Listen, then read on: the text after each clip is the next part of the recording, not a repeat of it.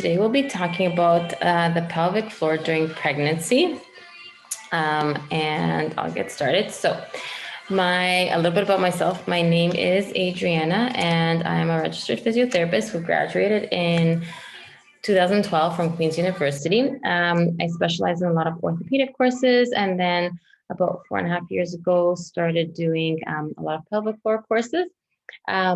The reason that I got into pelvic floor therapy is when I was actually myself pregnant.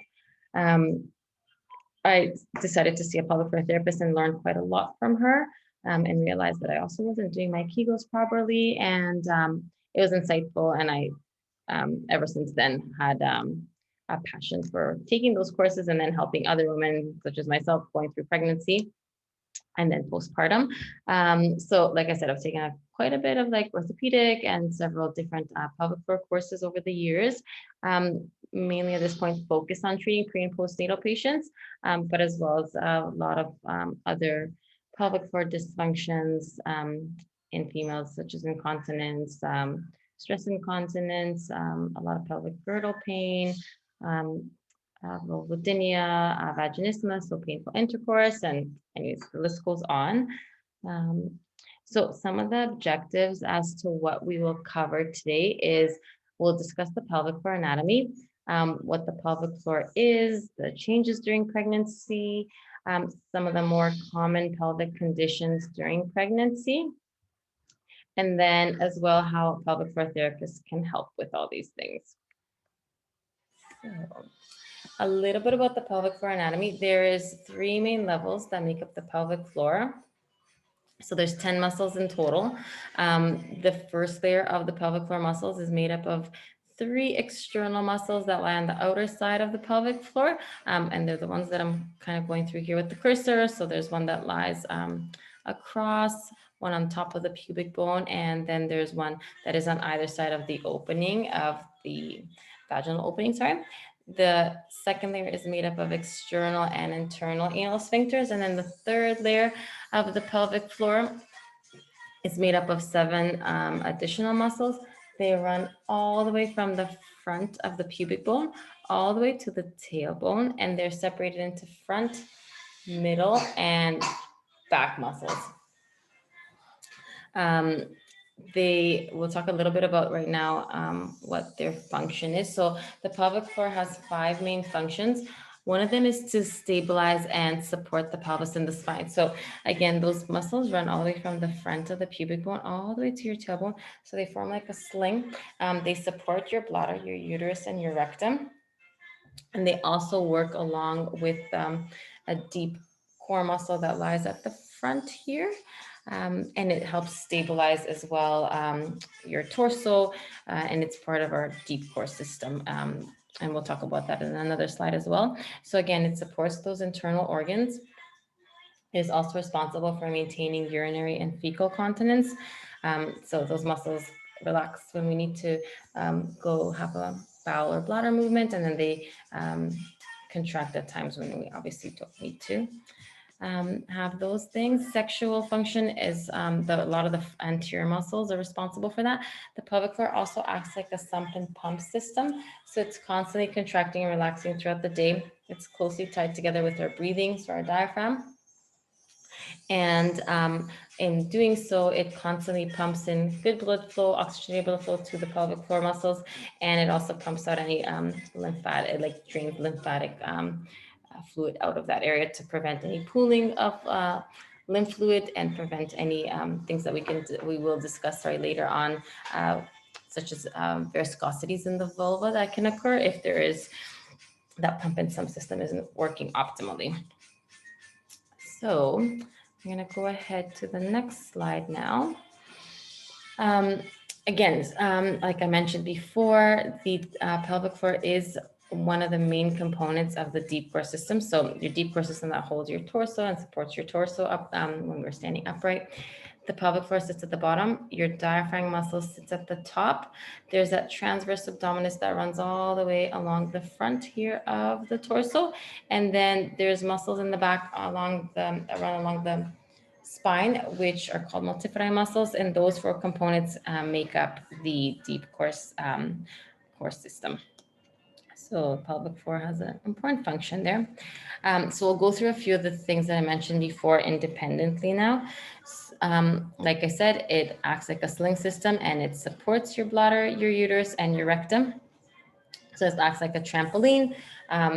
When we walk, when we are doing any sorts of activities, those muscles in the pelvic floor have to contract. And again, they hold a certain amount of tension in them at all times when we're in standing and doing any exercises and activities to prevent those organs from being pushed down past the pelvic floor. So it supports them. And during pregnancy, the way that this changes is that that sling system, quote unquote, softens because there's a lot of changes in the pelvic, in the pregnant body, that occur. And we will talk about that as well in a bit later. So in terms of how your pelvic floor muscles and your core function together, again, your pelvic floor sits at the bottom, your diaphragm sits at the top. So when we inhale, and we use our diaphragm, which is the breathing muscle, your diaphragm actually goes from a dome shape, it flattens out and it pushes your organs down, and then your pelvic floor relaxes, opens up to allow the descent of those organs. As we exhale, the opposite happens. So your pelvic floor muscles contract, they start to push your organs up, and then your diaphragm goes back to its dome shape. So this kind of rhythm is constantly happening throughout the day without us even thinking about it. Oh, sorry about that. So it has an autonomic function, and it's constantly happening, like I said, throughout the day. During pregnancy, there's a lot of changes that disrupt that system. So there's hormonal changes with estrogen levels, also pregnancy hormone. There's a lot of ligament laxity, so a lot of expansion through the hips, the pelvis as well. And knees, abdominal muscles, etc. There's a bit of joint instability because of that laxity. So that needs to happen is like not the laxity, but a lot of muscle relaxation, ligament relaxation happens because your pelvis is widening to accommodate the growth of the baby. Obviously, the uterus is growing. The abdomen is in turn being stretched out because we're now carrying a baby. There's added weight from the baby onto the pelvic floor. And also we go into what we call an anterior pelvic tilt. So your pelvis shifts forward because obviously your center of gravity is shifting forward. So we see a lot of women start to have a lot of like weakness in the pelvic floor because all these things are happening. And as the pelvis is shifting forward, that really puts your pelvic floor muscles in a more lengthened state.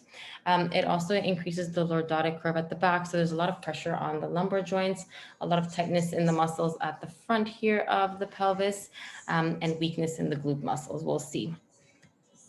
So how does this relate to the whole function of the pelvic floor? Well, in the first and second trimester, we can see that there's not really too much change between the diaphragm and the pelvis and the pelvic floor, sorry. But in the third trimester, as the baby is quite large, the uterus is expanded quite a bit, abdominal tissue has lengthened to accommodate the baby, and the baby is probably at least 6 pounds or over, it starts to put a lot of weight on your pelvic floor. So we can see that the pelvic floor is slightly lengthened through here. Your diaphragm as well has a lot more pressure from the baby because the baby's pushing up on the diaphragm, out onto your core muscles here and down onto your pelvic floor. So that system of full lengthening as we inhale, and also the inability to take deep breaths will affect that because women start to breathe a lot more shallow as the baby's pressing up on the diaphragm. So then what happens to the pelvic floor is that it never fully lengthens because the diaphragm doesn't fully expand. And so then that pelvic floor starts to hold a lot of tension in it, and as well because it's super lengthened throughout the third trimester in the pregnancy, those muscles start to become weaker. Weak muscles become tight muscles. As there's a lot more of that weight of the baby and the relaxant, muscle fibers start to be really stretched out. So then the ability to contract them becomes harder. So weak muscles become tight muscles. And so those are some of the changes that start to happen in the pelvic floor. And then we can see issues like incontinence, painful intercourse, and other things that we'll discuss later on in a few slides occur. As we mentioned, there is quite a bit of lengthening in the abdominal muscles when we're pregnant. So there is a separation of the left and right sides of your abs. So there's less tension on what we call the linea alba, which is the middle portion here that attaches both sides of your abdominal muscles. Sorry. Um, Everyone that's pregnant, unfortunately, has to have a diastasis occur because your abs cannot be fully connected as we're growing a baby. So women are often concerned. They don't want a diastasis. In terms of pelvic floor, we definitely make sure to keep that connection between your pelvic floor and your deep core muscles because, again, they work together. And we do things to prevent the diastasis from becoming worse, and also by engaging and constantly keeping activation of these lower abs here and the pelvic floor, that diastasis isn't as worse postpartum, and it's easier to regain the strength of those muscles later. Some factors that put women more at risk for a bigger diastasis is if there's a lot of repetitive flexion movements, which is why we do not do any crunches. So that's one of the other things we discuss in terms of pelvic floor therapy is what exercises are beneficial and which ones are not, to make sure that we give enough support to the pelvic floor and your abdominal muscles that are becoming really stretched out. If there's a lot of constipation, so a lot of constipation or holding your breath, pushing bowel movements out, causes a lot more gap in both of our ab muscles. If you're more overweight, and also the number and the size of babies, so women that have larger babies, multiple births. Also, in recent research, anyone that has had a cesarean, they find that the diastasis postpartum is a little bit larger. So some of the common dysfunctions that we'll talk about in terms of pregnancy that can occur are incontinence, pelvic organ prolapse, pelvic girdle pain, which is really common, painful intercourse, which is also referred as vaginismus, vulvodynia, so lots of sensitivity around the vulva, and vulvar viscosity. So again, these are most common, but they're definitely not normal during pregnancy. So a lot of women think that just because they're pregnant, they have to be dealing with these sorts of conditions, but that is not the case. So I'm going to flip over onto my next slide where we're going to talk about the first one. So the first one that's very common is incontinence. So again, incontinence is any involuntary loss of urine at any time and any amount. So not wanting to lose your urine, but with a cough or sneeze, that happening, or with a jump, usually that's stress urinary incontinence. That's the most common. So it can range from occasional leaking when you cough or sneeze, like I said, or they're having the urge to urinate that's so sudden and you can't control it and you just can't make it to the bathroom in time, so then you leak a little bit of water. There's also things that sometimes women can have, like stressors. For example, they're so anxious that they can possibly leak and they can't hold the urine in, that any trigger like putting the key in the door or getting close to the house will trigger their urge to want to urinate, and then sometimes they might leak a little bit of urine due to one of those triggers. So again, extremely common, but definitely not normal.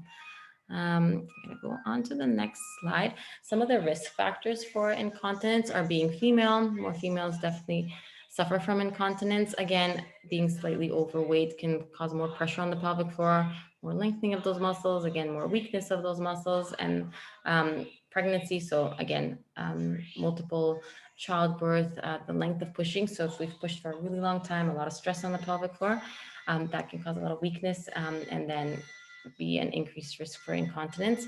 If there's any perineal trauma, so any episiotomies, the tissue had to be cut for the delivery, there was a lot of tearing. If there was anything external used, like forceps vacuum, they also put a lot more strain on the pelvic floor, cause a lot more weakness. So that can also be another factor. And like I mentioned in the past, multiple deliveries.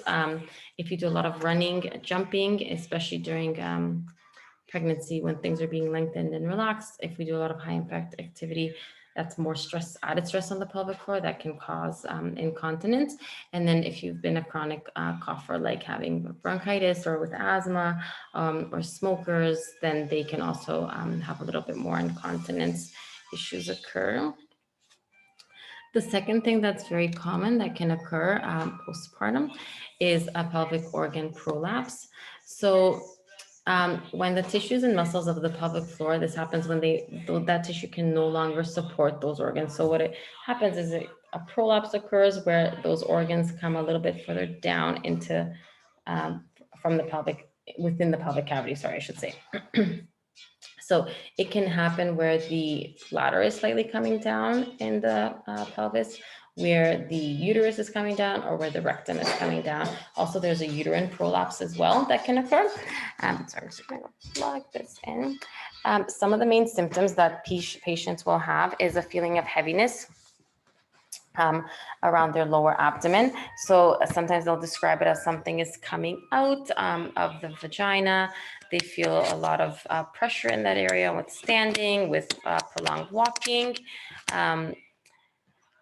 They sometimes will also describe it as like a tampon being stuck in that area, and like almost like that feeling of a constant tampon coming out or being within the pelvic floor cavity.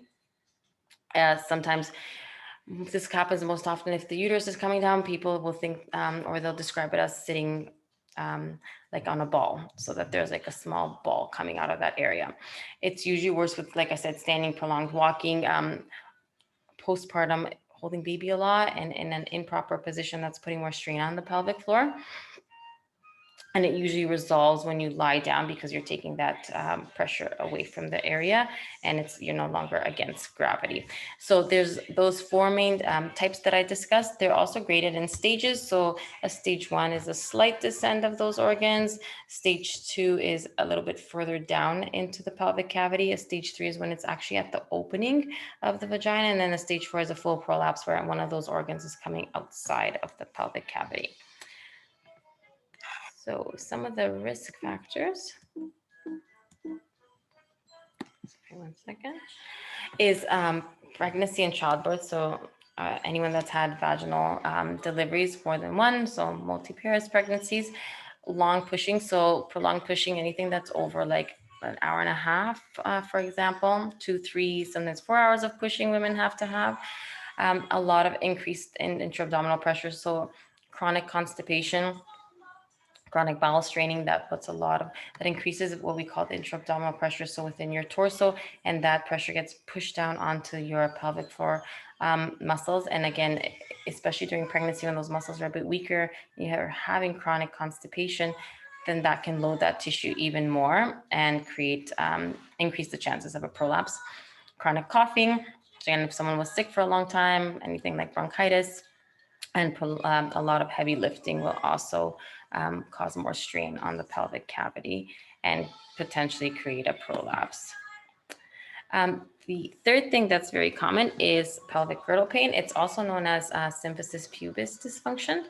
So it is a group of symptoms that cause discomfort in the pelvic region. It's very common, so it'll affect 1 out of 5 pregnant women.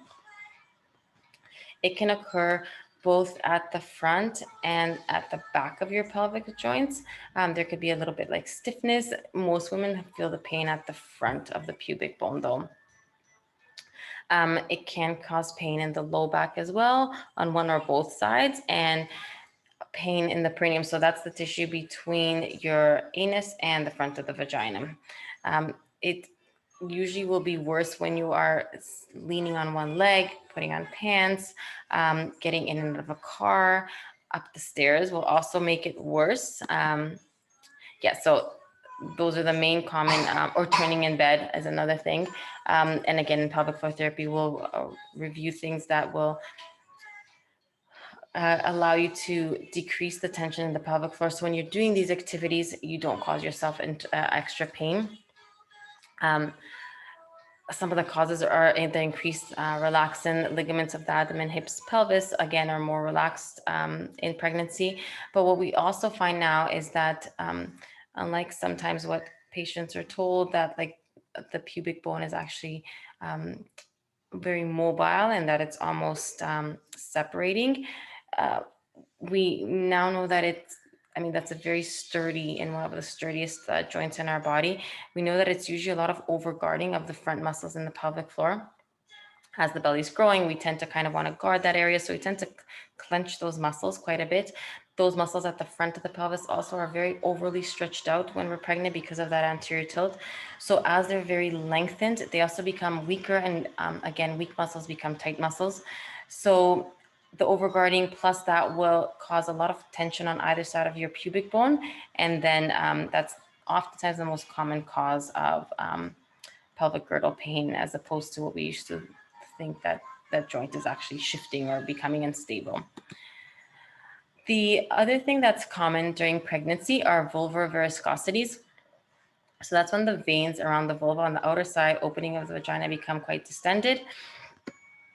Again, often if there is that whole system between the pelvic floor and the diaphragm is now a little bit not as optimal as we'd like it to be. There's less of that pumping mechanism occurring in the pelvic floor, so more lymph fluid is being is going into that area. It's not being pumped out. So then as there's more pressure around the vulva, those veins get distended, and then we get what we call vulvar varicosities. Again, it usually occurs due to an increase in blood volume to the pelvic region during pregnancy, and there's an associated decrease in how quickly your blood flows from your lower body to your heart. So again, just a lot of pulling of blood in that area and that lymph fluid. Vaginismus is another issue that can happen in pregnancy. So it's usually a severe like muscle spasm in the pelvic floor muscles. It makes intercourse very difficult, sometimes impossible. Women can also have discomfort with any internal work as well. Putting in a tampon after being pregnant can be very painful. Vulvodynia is another one that's a little bit less common but can occur, and it's chronic pain on the vulva, so on the outer opening of the vaginal wall of the genitals. It can be described as burning, stinging, itchy. It's quite severe at times, so even very sensitive to touch in that area. So with that being said, and some of those common conditions that I just listed and talked about, how do we treat those pelvic floor dysfunctions? So as a pelvic floor therapist, we do first of all, an orthopedic exam. Your lumbar spine and your hip joints are all closely connected to the pelvic floor. So we will always scan the lumbar spine movements, the hip mobility, hip strength, as well, mainly like the glute strength, because those muscles weaken quite a bit with pregnancy. And then with the pelvic floor, we do what is called an internal exam to properly assess those muscles. Sometimes women don't feel comfortable with it, and that is totally fine. We don't have to do the internal exam. It's just the only way that we can know the strength, the tone of those muscles. So we assess the first 3 external muscles, and then we do an internal exam where we palpate those front, middle, and back muscles of the 3rd layer. We get patients to do their inhalation, where we would see how well they're lengthening the pelvic floor and their lower abs, and then we would get them to do a contraction, so like a kegel, as they're exhaling, to see how long they're holding their kegel for, to see if those front, middle, and back muscles are all holding that activation very well, and it's not just the middle and the back muscles, for example, doing most of the work.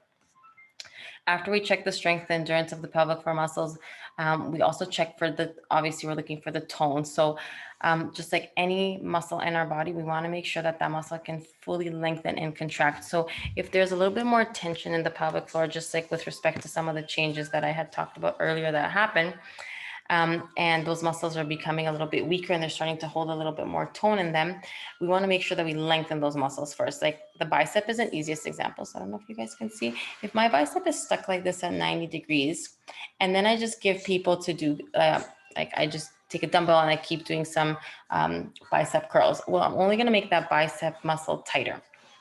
Same thing with your pelvic floor.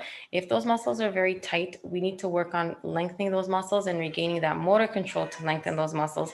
Because if we just give every woman Kegels to do, which oftentimes was being done in the past, then what happens is, just again, bicep being an easy example, as I contract that tight muscle more and more and more, I'm only going to tighten that muscle even more. So then what happens if we have an overly tight pelvic floor, we're going to have painful intercourse, more risk of incontinence, pain with in the pelvic girdle. So obviously things that we want to avoid. And the other things that we'll do is if there is tightness in those muscles, we will release those muscles. Once we start to work on more of the strength, we work on all regaining that not only strength but control of the pelvic floor muscles. We work on the endurance of those pelvic floor muscles. We will retrain those muscles in standing, lying down, also with movement, because we want to get movement back to their normal function as before pregnancy. So we'll incorporate a lot of relaxation strategies. Sometimes cognitive behavioral therapy is used a little bit to positive affirmations to make sure that we are working on the whole system as a whole. And we'll talk about, we also ask questions in terms of nutrition sometimes, not that we're nutritionists, but like, are you eating a good healthy diet? Are you sleeping enough? Are you drinking enough water? Because all that stuff will relate to the pelvic floor, because if there's an increased amount of stress, your pelvic floor has an autonomic function, and it will also hold more tension in the pelvic floor. So we kind of look at quite a lot of things, not just those muscles. There's also quite a lot of education, so proper lifting techniques, using a log roll, keeping neutral alignment of the pelvis and the spine, how to properly stand, how to lift baby, how to have bowel movements so you're not straining the pelvic floor. So quite a bit that we will go through.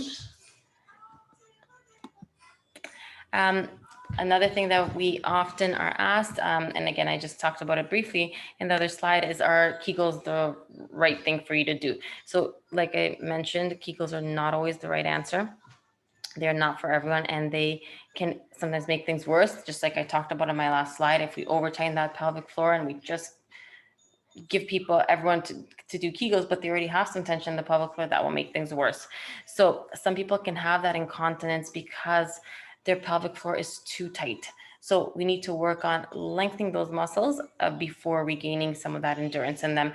Same thing, and why, sorry, just a little bit as to why that happens. If our pelvic floor muscles are too tight, you have your bladder sitting at the front. So when we cough and sneeze, we increase what's called like the intra-abdominal pressure. So the pressure within your abdominal cavity torso increases. At that point, when that happens, that pressure pushes down onto our organs, which is obviously pushed down into the pelvic floor. Our pelvic floor muscles at that point need to quickly contract to prevent any leakage from occurring from the bladder. But if our muscles are already starting at such a shortened state, they're not contracting as well. That's when we will have a little bit more pressure onto the bladder and we will leak a little bit of urine. So only by doing an internal exam can we actually see what the tension is of the pelvic floor, what the strength is, and what the endurance is. Again, there's some people that are not comfortable with doing an internal exam, and so we work with external cues, but we just can never really know exactly which muscle is tight and which muscle is not, and how the front, middle, and the back muscles in the pelvic cavity are responding. Some other things that we will prescribe in terms of treatment are belly bands or some vulvar support. So the first picture that I have here is a belly band. It goes underneath the belly. It helps with any lumbar spine discomfort if there's pelvic girdle pain, just to help lift support the belly, take some tension down away from the front of the pubic bone. And again, should be used in moderation. So if that's something that is considered for treatment, then we'll go through how often to wear it and how to put it on. The F2 splint is in the second model. It has a little bit of that gap in the middle of the band. And again, it helps support the belly, the bladder, the hips, and gives pelvic support. A lot of women really like it. And then the last picture is V2 vulvar support. So oftentimes we'll prescribe that to women if they have vulvar viscosities to help prevent that pooling of blood flow in that area and excessive swelling of the veins. So if they're standing a lot, sometimes wearing it before the morning, studies have showed that it helps prevent that excessive feeling of heaviness in that area. And then also another thing, along with those supports, we will work on lengthening the tissue, because oftentimes, again, that pump system isn't working well. And so those front muscles in the pelvic floor are really tight. So we work on lengthening that area with women. We also, in terms of pelvic floor therapy, do a lot of work, and particularly after 35 weeks in preparing for labor and delivery. Um, Teaching proper breathing technique, different positions, different sacral pressures to decrease any pain, discomfort during the contractions. We also will review important perineal massage and stretching, which will prepare the perineal tissue for delivery to, and again, all this is done to prevent tearing in the pelvic floor muscles. We talk about the best positions to deliver babies in, with or without an epidural. At this point, with all the research being done, we know that side lying position is one of the best positions out there. There's the least amount of tearing, least amount of strain on our abdominal muscles. Lying on your back is known to be a very, well, the worst, but definitely not a good position to be laboring in, because it doesn't allow full expansion of your pelvis, and also it does not allow your tailbone, like so the sacrum at the back, to move, whereas in side lying that can occur, and then that in turn lengthens and opens up the birth canal, making it easier for baby to come out, and also easier on mom, and less tension on the pelvic floor muscles. So again, some of the hands-on sacral techniques we will teach to partners as well, so that they can use that during labor and delivery. And that's done, again, usually around 35 weeks. And then usually patients will bring their partners in for that, so that we can go through all of those things together. So some of the takeaway messages are that urinary incontinence and prolapse, diastasis, again, usually begin with childbirth and pregnancy. It is really important to maintain that proper function of the pelvic floor throughout pregnancy, so we can prevent any of these issues arising. And again, kegels are not always the answer. You might have to work on lengthening before you start really strengthening and working on endurance of those pelvic floor muscles. Definitely the avoiding of any high impact exercise like running, crunches, high knees are a good idea during pregnancy, and also any activities that increase that intra-abdominal pressure are to be avoided. So again, chronic straining, constantly holding your breath in, that puts a lot of strain on the pelvic floor and can create increased chances for a prolapse. And the only real way, again, that we can actually know the tone, tension, strength of those muscles is through an internal exam. So if there's any questions, or if you guys need any additional information, you can always send me an email at info@bosnerhealth.com, and then they will send those over to me so that I can respond back to you guys. And thank you otherwise for listening. And if you guys have any questions, you guys can always send a quick email, or call in if you needed to speak with me regarding something before making an appointment. And again, it was a pleasure talking to you guys, and I hope you have a great evening.